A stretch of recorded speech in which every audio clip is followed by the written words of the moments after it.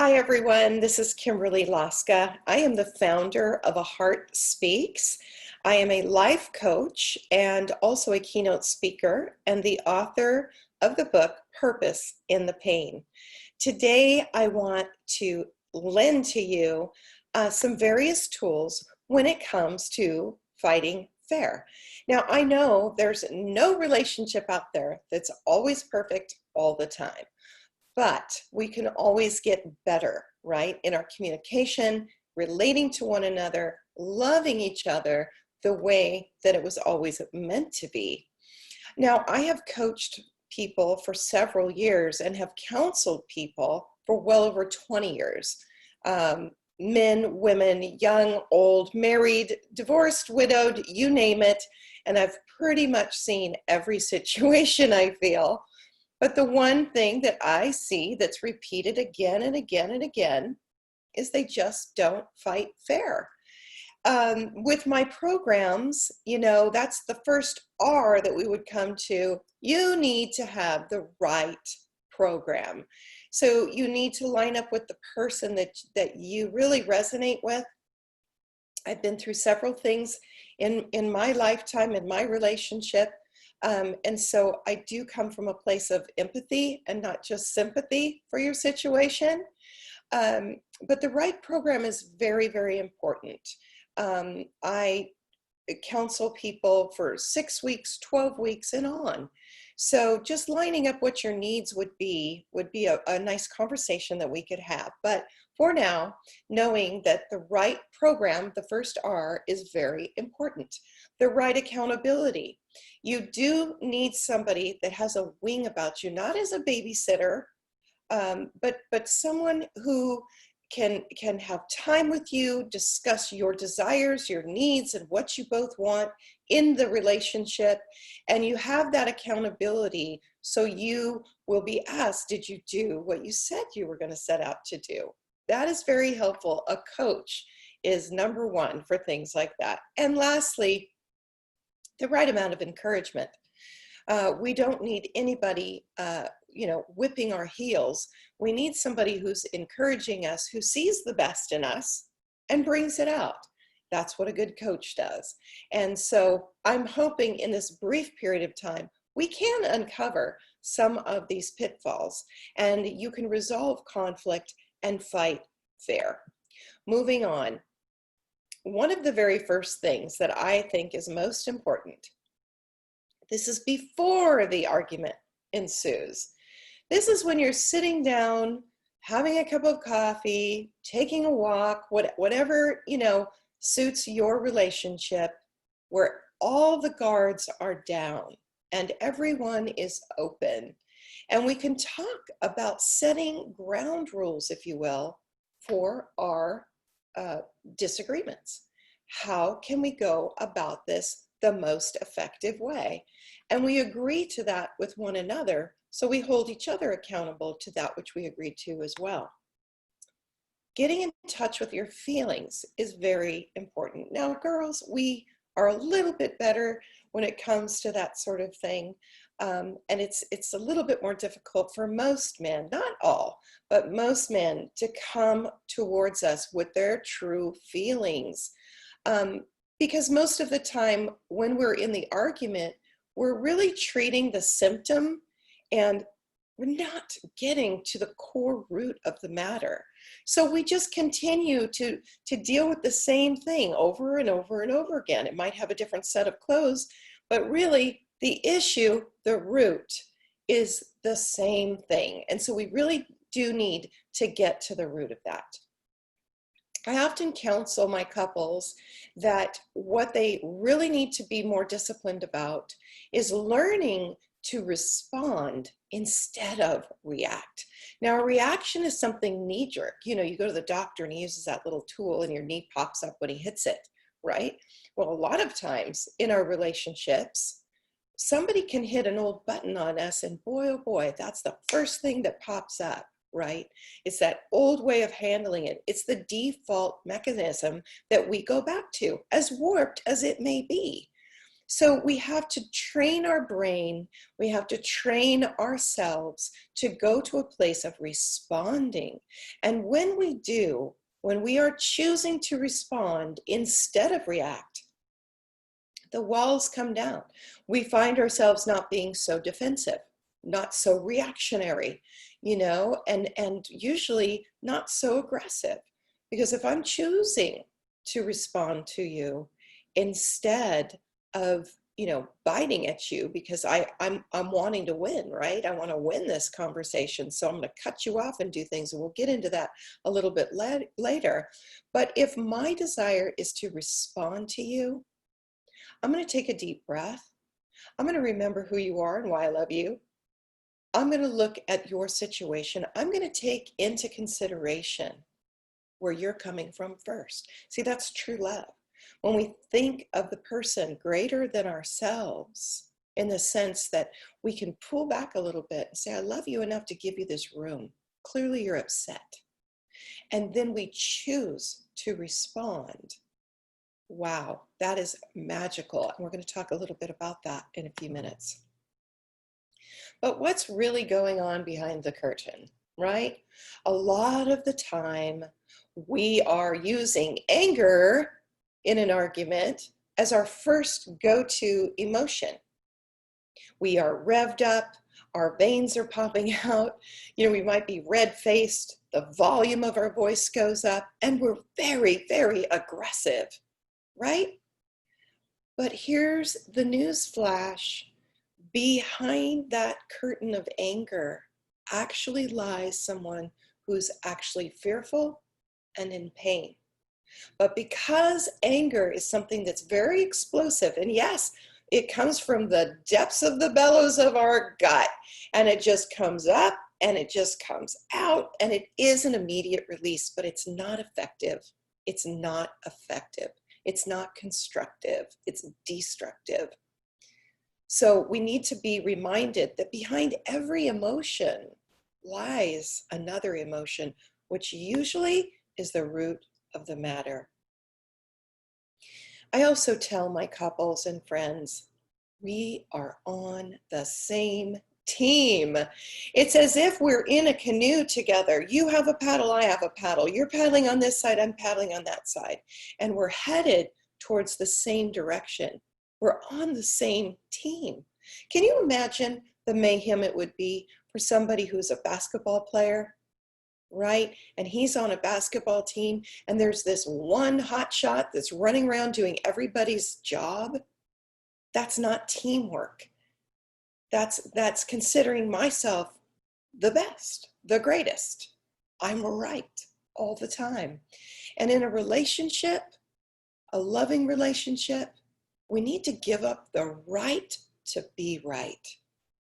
We don't always have to demand it and make that other person see, and plead our case.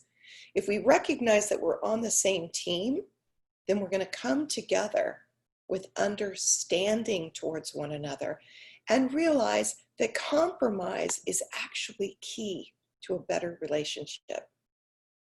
Let's keep the end in mind. Where are we headed in this argument? Is it just so I can win and get my point across? Or is it so that I can understand you, so that we can eliminate perhaps some of these future arguments and really come to the place of caring for one another? There's 4 things I want you to think of when you are proposing to have a discussion or are in the middle of an argument. Number 1, where do we discuss it? Where is the best place to discuss it?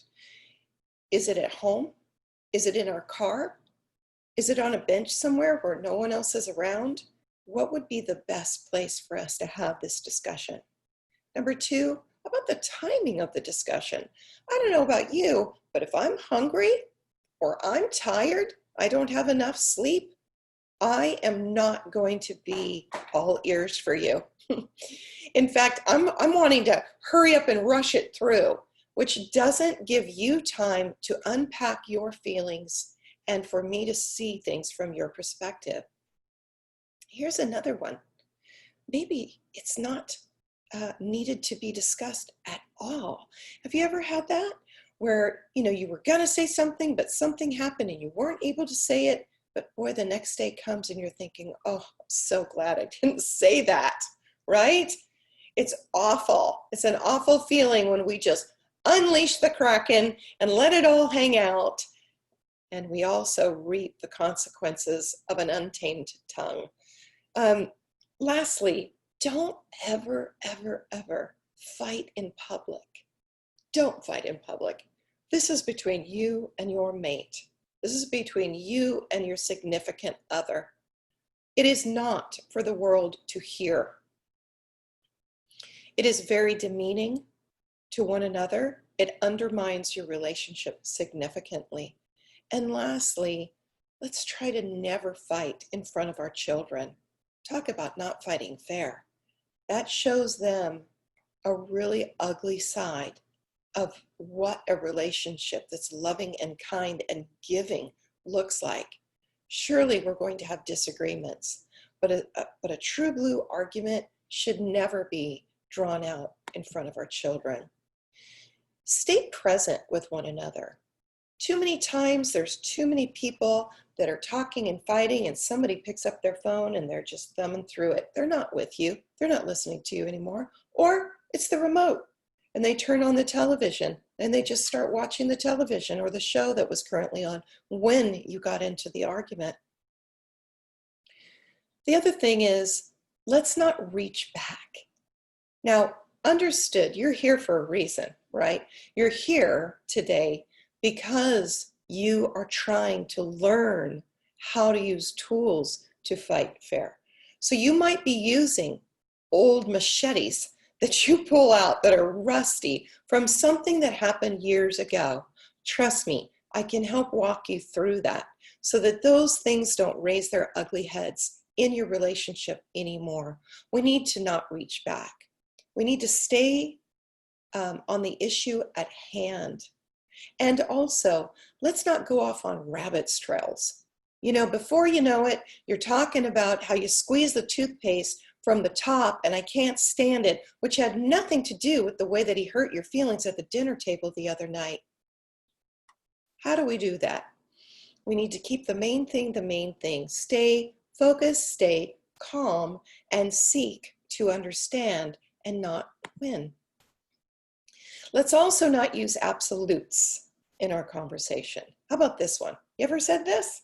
You always blank, blank, blank. Or you never. Yeah, those are absolute comments, and you can shut a conversation down and communication down quicker than you can turn your head when you use phrases like that. That's not fighting fair. We're reaching back, we're going on rabbit's trails, and we're bringing up those absolutes in our conversations. Be mindful of the tone of your voice. Gentlemen, you have a deeper voice than we do, and we have a tendency, when you go up, we go up, and then you go up and we go up. And before you know it, the tone turns from a conversation to a yelling fight. And it's more of a debate, and it's more about who has the loudest voice, who is going to be more aggressive and in somebody else's face. It's not fighting fair. Stay focused on that main issue.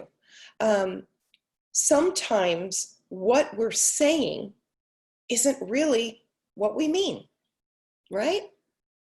And especially for men, you poor guys, we as women have a tendency to expect you to just know what we're thinking.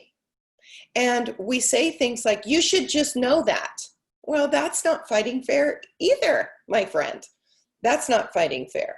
No, we need to learn to come together. I do a wonderful training on discussing the needs versus a want. And this is something that is another exercise. It's a discipline that you can train yourself to do in your relationship. And I'll tell you, it is probably one of the most effective things that I've seen as transformational processes in couples counseling that I do. Now, here's the reality. You have 2 ears and 1 mouth.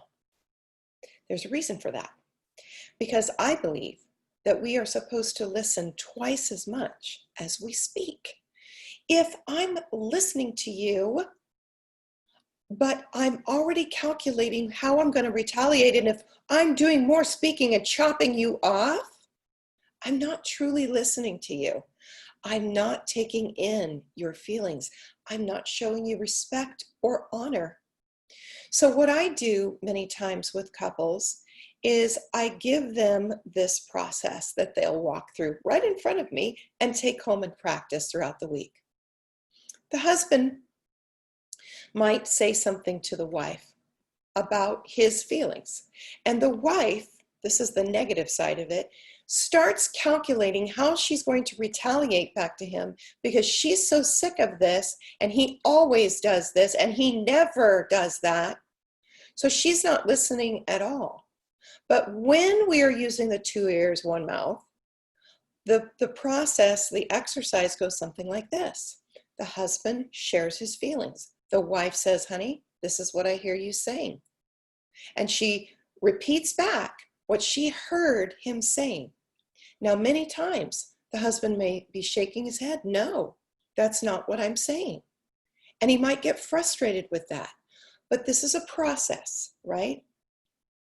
What he needs to say is, no, what I meant was, and repeat what it was that he needed, maybe with a little twist here and there, or a clarification for his wife.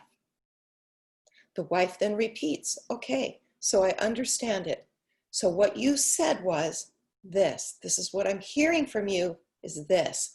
When we are on the same page, both heads are nodding, both sides feel valued, both sides feel heard, and we are going forward in a beautiful direction, being on the same team with the end in mind.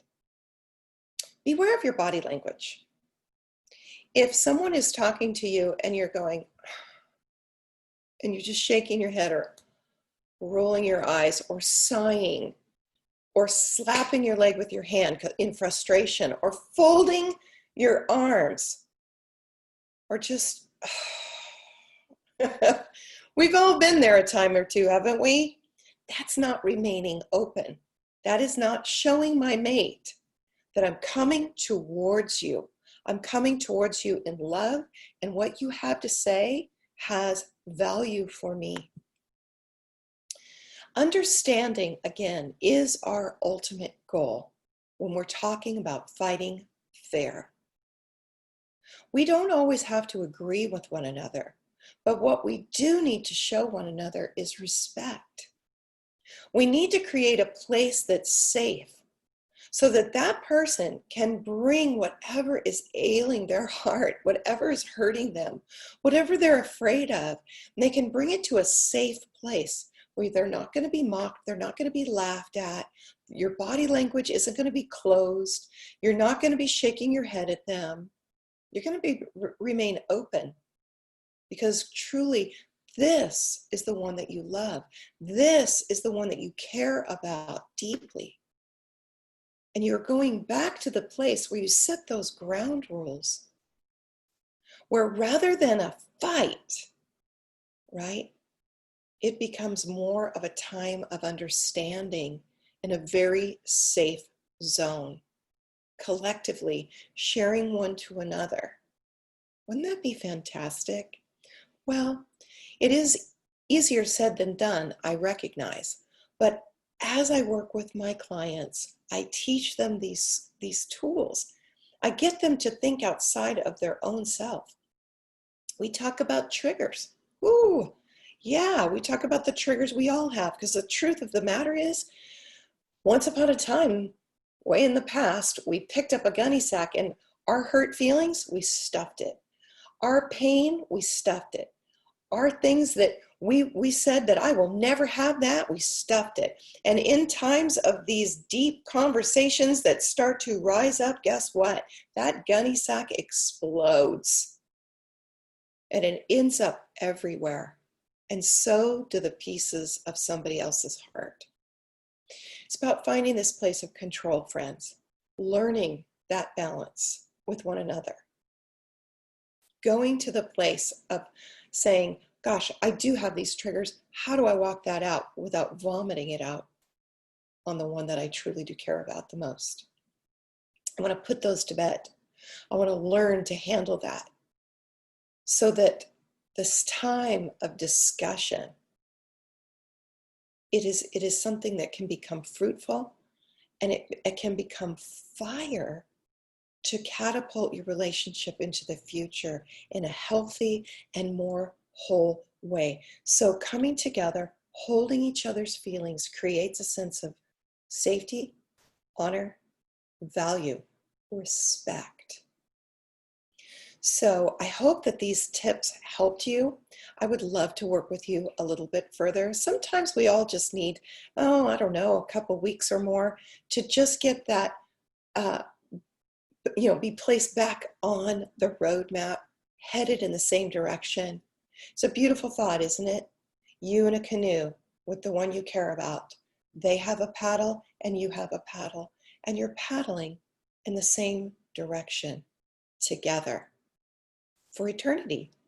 And that's what we hope for. So if you would like to contact me, I would love to chat with you. We can set up a time, a session. Your first session is always free. So I'm open to do that. You can look me up at www.aheartspeaks.com or email me, aheartspeaks2, that's the number 2, aheartspeaks2 @gmail.com. I hope you have a fabulous day. Thank you for joining me, and I look so forward to chatting with you in the future. Take care.